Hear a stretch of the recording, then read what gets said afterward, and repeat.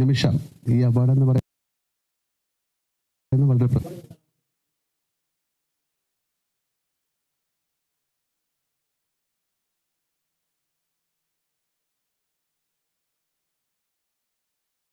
അത് തീർച്ചയായിട്ടും അങ്ങനെ കണക്കാക്കാം. എനിക്കാണ് അത് കൂടുതൽ.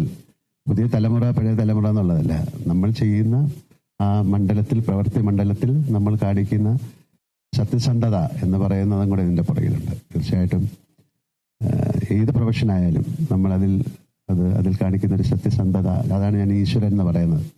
നമ്മൾ ചെയ്യുന്ന ജോലി ഏറ്റവും കൃത്യവും ഭംഗിയായിട്ട് ചെയ്യാൻ ശ്രമിക്കുക എന്നുള്ളതാണ്. അപ്പം അതിൽ എന്നെ സഹായിച്ച ഒരുപാട് വ്യക്തികളുണ്ട്, ഞാൻ മാത്രമല്ല. ഒരു പ്രൈഡ് മൊമെന്റ് ഞാൻ തനിച്ച് ഞാനത് എടുക്കുകയല്ല, അതെല്ലാവരുമായിട്ട് ഞാൻ ഷെയർ ചെയ്യാണ്. ഈവൻ മാധ്യമപ്രവർത്തകർ, നിങ്ങളൊക്കെ അതിൻ്റെ എൻ്റെ 48 വർഷത്തെ വളർച്ചയിൽ നിങ്ങളൊക്കെ സഹകരിച്ചിട്ടുണ്ട്. ഒരുപാട് സൗഹൃദമുള്ള ആൾക്കാരുണ്ട് ഇവിടെ, പലരും ഉണ്ട്, പലരും മറഞ്ഞുപോയി. അവരൊക്കെ ഈ സമയത്ത് ഞാൻ ഓർക്കുന്നു.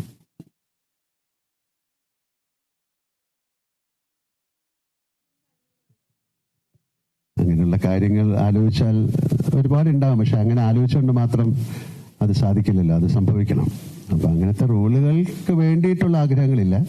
നല്ല സിനിമ ചെയ്യണം, നല്ല ആൾക്കാരുമായിട്ട് സഹകരിക്കണം എന്നുള്ള ആഗ്രഹമുണ്ട്. അപ്പോൾ അത് സംഭവിക്കട്ടെ. അതിന് വേണ്ടിയിട്ട് ഞങ്ങൾക്ക് പ്രൊഡക്ഷൻ ഉണ്ട്, അതുകൊണ്ട് ഞങ്ങൾക്കൊരു വലിയ സിനിമ, ഇഷ്ടമുള്ള സിനിമ എടുക്കാൻ പറ്റില്ല.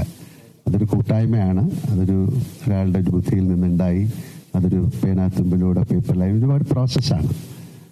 അപ്പോൾ അതാണ് ഞാനൊരു ഗ്രാറ്റിറ്റ്യൂഡ് എന്ന് പറയുന്നത്. ആ ഒരു നന്ദി നമ്മുടെ പ്രൊഫഷനോട് കാണിച്ചാൽ തീർച്ചയായിട്ടും അതൊരു ആക്ടറെ സംബന്ധിച്ച് റോള് കിട്ടുക എന്ന് പറയുന്ന ഒരു ഭാഗ്യമാണ്. അപ്പം എന്നെ സംബന്ധിച്ചിടത്തോളം അങ്ങനെ ഒരുപാട് ഭാഗ്യങ്ങളുണ്ട്. ഇപ്പം ഒരുപക്ഷെ ഇന്ത്യയിലെ ഏറ്റവും വലിയ നടന്മാരോട് അഭിനയിക്കാൻ സാധിച്ച വളരെ അപൂർവം പേരിൽ ഒരാളാണ് ഞാൻ. പ്രേം നസീർ സാറായാലും, ശിവാജി ഗണേശനായാലും, നാഗേശ്വർ റാവു ആയാലും, അമിതാഭ് ബച്ചനായാലും, രാജ്കുമാർ സാറൊക്കെ ആയിട്ട് വളരെയധികം ബന്ധമുള്ള ഒരാളാണ്. പത്തിക്കുറിശി സാറ്, SP പിള്ള സാറ്, അങ്ങനെയൊക്കെ വളരെ അടൂർ ഭാഷ, അങ്ങനെ ഒരുപാട് ഗുരു കാരണവന്മാരുടെ സ്നേഹവും ഒരു ഗുരുത്വവും ഉള്ള ഒരാളായിട്ടാണ് ഞാൻ വിശ്വസിക്കുന്നത്. അപ്പോൾ അവരുടെയൊക്കെ ഒരു ബ്ലെസ്സിങ്സ് ഇതിൻ്റെ പുറകിലുണ്ടെന്ന് ഞാൻ വിശ്വസിക്കുന്നു. അതുപോലെ തന്നെയാണ് ഡയറക്ടേഴ്സും, അതുപോലെ തന്നെയാണ് എൻ്റെ കൊളീഗ്സും.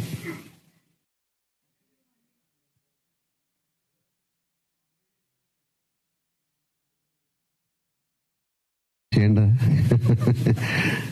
അമ്മയുടെ അടുത്ത് പോയി, കാര്യം അത് കാണാൻ അമ്മയ്ക്ക് ഭാഗ്യമുണ്ടായി, അത് അമ്മയെ കാണാൻ എനിക്കും ഭാഗ്യമുണ്ടായി. എൻ്റെ അമ്മ സുഖമില്ലാതിരിക്കുന്ന അമ്മയാണ്, പക്ഷെ അമ്മ അത് മനസ്സിലാക്കി അമ്മ എന്നെ അനുഗ്രഹിച്ചു. ഞാൻ പറഞ്ഞു അമ്മയ്ക്ക് എല്ലാം മനസ്സിലാകും, സംസാരിക്കാൻ കുറച്ച് സ്ലറുണ്ട്, പക്ഷെ എനിക്ക് മനസ്സിലാകും. അപ്പം എന്തായാലും അമ്മയുടെ ഒരു അനുഗ്രഹം എൻ്റെ പുറകെ, ഞാൻ എൻ്റെ മാതാപിതാക്കളെ അതാണ് ഞാൻ പറഞ്ഞത്, അവരെ തീർച്ചയായിട്ടും ഓർക്കുന്നു. എൻ്റെ കുടുംബം എന്ന് പറഞ്ഞത് അതുകൊണ്ടാണ്. അമ്മയുടെ അനുഗ്രഹം എനിക്ക് മാത്രമല്ല നിങ്ങൾ എല്ലാവർക്കും ഉള്ള കാര്യം തന്നെയാണ്. അപ്പം അമ്മയുടെ അനുഗ്രഹം വാങ്ങിച്ചിട്ടാണ് ഇങ്ങോട്ട് വന്നത്.